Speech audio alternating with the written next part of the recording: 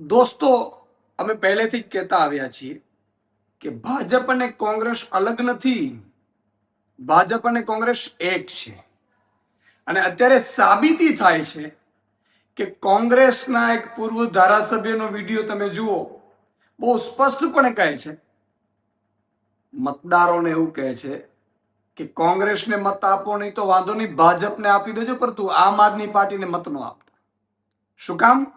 કે આમ આદમી પાર્ટી આમ લોકોની પાર્ટી છે, મુદ્દાઓની વાત કરે છે, કામની રાજનીતિની વાત કરે છે. એ આ લોકોને પોસાતું નથી, ગમતું નથી.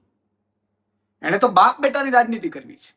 અને એની સાથે તમે જુઓ કે ભાજપના ધારાસભ્ય છે, એમનો પણ વિડીયો વાયરલ થયો કે કોંગ્રેસને જ્યાં ઉમેદવારો ઘટે છે ત્યાં અમે આપીએ છીએ. જુઓ તમે ખ્યાલ, બંને ખુલ્લા પડી ગયા. એકના એક દિવસ ખુલ્લું સત્ય છે એ બહાર આવે જ છે. દોસ્તો મિત્રો, તમે વિસાવદરની ચૂંટણીમાં પણ જુઓ કઈ રીતે કોંગ્રેસના નેતાઓ બેફામપણે રૂપિયા ભાજપના કહેવાથી વાપરતા હતા. આજે પણ મેં સાંભળ્યું છે કોંગ્રેસના કેટલાય ઉમેદવારોને ફંડ ક્યાંથી આવે છે ખબર નથી, ઉમેદવારોને નાણાં આપવામાં આવી રહ્યા છે, વાતો સંભળાય છે. મિત્રો, આ બંને એક છે, ભાજપ અને કોંગ્રેસ. અને 30 વર્ષથી તમે જુઓ ભાજપ સત્તા ઉપર છે ને કોંગ્રેસ વિપક્ષમાં રહ્યું.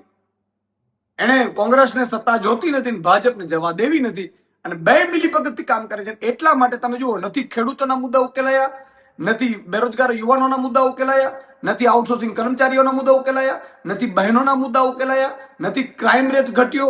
અને તમે જુઓ, ગરીબ બનતો જાય છે અને અમીર બનતો જાય છે. કોંગ્રેસ અને ભાજપ એક છે. એટલા માટે મિત્રો આ બંનેની ગઠબંધન છે.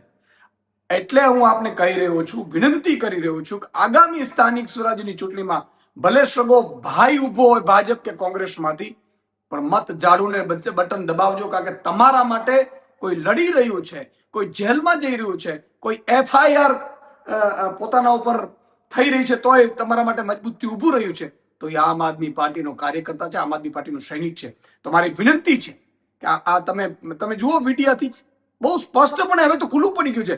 હવે પ્રજાને વિનંતી કરું છું કે સગો મામો કે કાકો ઉભો ભાજપ કોંગ્રેસમાં તો એને મત ન આપતા એવી હાથ જોડીને વિનંતી કરું છું મિત્રો.